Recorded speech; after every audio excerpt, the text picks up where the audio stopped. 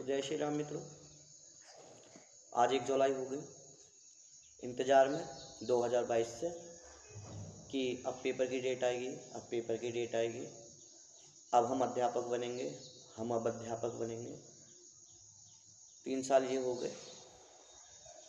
उम्र 32 से 33, 34, 35 हो गई, 36 हो गई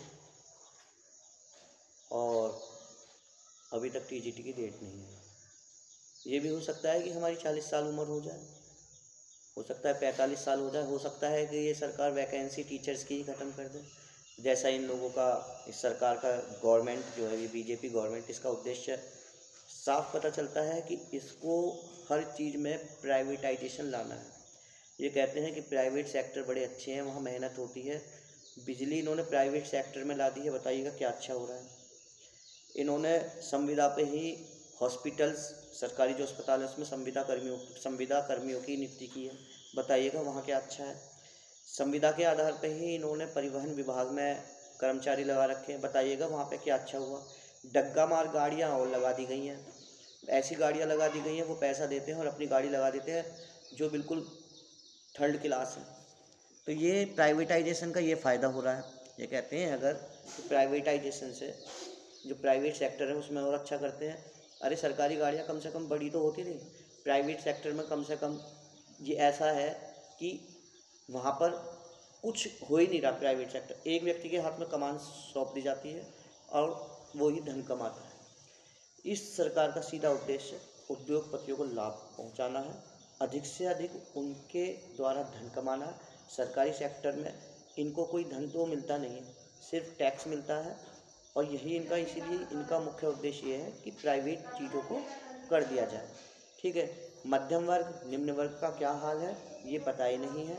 धर्म के नाम पे ऐसा इन्होंने एक हवा बना रखी है हिंदू मुसलमान के नाम पे कि देश में अशांति इतनी है, अब बस वो अखबार में नहीं आती। निहंग वो हमला कर रहे हैं, ठीक है, और आरक्षण कभी हटाने के नाम पर, कभी लगाने के नाम पर देश में उपद्रव हो रहे हैं। जातीय संघर्ष बढ़ चुका है, जो हमें पता ही नहीं है कि हो क्या रहा है। सरकार पर कितना कर्ज है हमें ये भी नहीं पता। ठीक है, अगर उत्तर प्रदेश सरकार की बात की जाए तो 6 लाख या कुछ करोड़ का इस पर कर्ज है। तो ये नौकरी कहाँ से दे देगी। स्कूलों में अध्यापकों की इतनी ज़्यादा कमी है, उन्हें पूरी नहीं करनी। लाखों अध्यापकों की आवश्यकता है यूपी में ही, परंतु इन्होंने क्या कर दिया, प्राइमरी स्कूलों को ही बंद करना शुरू कर दिया कि बंद कर दो।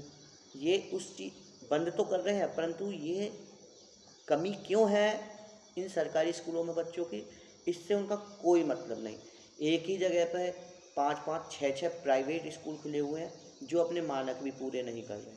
समझ रहे हैं, अपने मानक भी पूरे नहीं कर रहे। हर कोई माता पिता 600-700 रुपये, जब मिनिमम 600-700 रुपये मिनिमम दे रहा है प्राइवेट स्कूल में, क्या 100 रुपये सरकारी स्कूल में नहीं दे सकता। आप लगाइए ना निःशुल्क शिक्षा, निःशुल्क शिक्षा गा रखी है आपने। अब निःशुल्क शिक्षा वो बच्चे कहाँ लेंगे जब स्कूल ही बंद कर रहे हैं आप।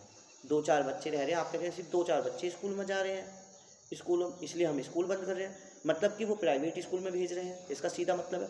तो आप इस एक फ़ीस लगाइएगा बच्चों पे, मिनिमम 50 रुपये लगाइएगा है, और फिर फैसिलिटीज़ दीजिए, अध्यापकों को नियुक्त कीजिए। काफ़ी होनहार और सुयोग्य अध्यापक इस वक्त उपलब्ध हैं आपके पास जो पढ़ाने के लिए तत्पर होते हैं, परंतु आप नौकरी कब देते हैं, जब एक अध्यापक 40-45 साल की उम्र का हो जाता है तब आप उसको नौकरी देते हैं। ठीक है, जो उसकी एनर्जी होती है वो तैयारी में ही ख़त्म हो जाती है, तो फिर वो बच्चों को क्या पढ़ाए, है ना। तो एनर्जी आप वेस्ट कर लेते हैं, उसकी सारी एनर्जी ख़त्म हो जाती है। प्राइवेट में जाएं तो प्राइवेट में तो इससे भी ज़्यादा मतलब बेकदरी है कि वहाँ पे आप सरकारी नौकरी करने लायक ही नहीं रहते। उनका सीधा उद्देश्य है कि इसका ज़्यादा से ज़्यादा शोषण करें और इसको वो 40-45 साल तक वो वैसे बुढ़ा कर लेते हैं। तो हमारी तो बेकदरी इस सरकार ने अध्यापकों की कर ही रखी है कि अगर प्राइवेट में जाओगे वहाँ शोषण है और सरकारी की तैयारी करते रहे तो भाई ज़िंदगी क्या, उम्र ही निकल जाती है, हमारी सारी ज़िंदगी ख़त्म हो जाती है और नौकरी तक नहीं लगती है। अगर एक 33 एज का भी तैयारी करने लगता है, मतलब एक वैकेंसी में अगर उसका नंबर नहीं आता तो सीधी बात है 3-4 साल के लिए जाता है। ठीक है, अगर पहली वैकेंसी में नंबर नहीं आया है, वो 33 की एज पर तैयारी शुरू करता है, अब 3-4 साल बाद वो 38 का हो जाता है। उसके बच्चे जो अगर 38 का है फिर 3-4 साल नहीं होता तो 40 प्लस चला जाता है, उसके बच्चे शादी लायक हो जाते हैं, कमाने लायक नहीं रह पाता, क्योंकि हम अध्यापक हैं, मजदूर नहीं है, मजदूरी हमारे बस की नहीं होती। इस सरकार का सीधा उद्देश्य यही है कि देश में गरीबों को मार दो, गरीबी अपने आप मिट जाएगी। रोज़ कर्जदारों की आत्महत्या के अखबार में खबर आती है। तो ये सरकार ने सीधे सीधे धर्म की अफीम चटा रखी है। कथावाचक इतने हो गए हैं पैदा और ये बात करते हैं विश्व शांति की, और जो विश्व पर जो हमारे शांति के उद्देश्य है उसकी बात करता है। हमारे देश में तो शांति है नहीं। इस तरह से काम नहीं चलेगा। इस सरकार ने कोई वैकेंसी है इसका निकालने का काम है, अगर कोई भी वैकेंसी उसको डिले करती है, फिर निकाल कर उसे पूरा करती है, फिर उसको पोस्टपोन कर देती है। जैसे 69,000 शिक्षक वैकेंसी वो इन्होंने ख़त्म कर दी है ना, निकाले लगाए और वो ख़त्म कर दी। ठीक है, अब अध्यापक है 2022 की जो टीजीटी का और पीजीटी के फॉर्म है वो अभी तक इन्होंने पेपर ही नहीं कंप्लीट करवाया। तो हमारा तो यही है कि ये सरकार निहायत निकम्मी है। ठीक है, इसका उद्देश्य सिर्फ और सिर्फ पूंजीपति और उद्योगपतियों को लाभ पहुंचाना है, गरीबों का शोषण, मध्यम वर्ग का शोषण, इसका सीधा सीधा उद्देश्य है। इन्होंने चावल दे दिया है कि चावल खाओ और बस मजे लो, धर्म नाम की अफीम चटा दी है, हिंदू मुस्लिम नाम अपने दिमाग में रखो, राम मंदिर बना दिया है।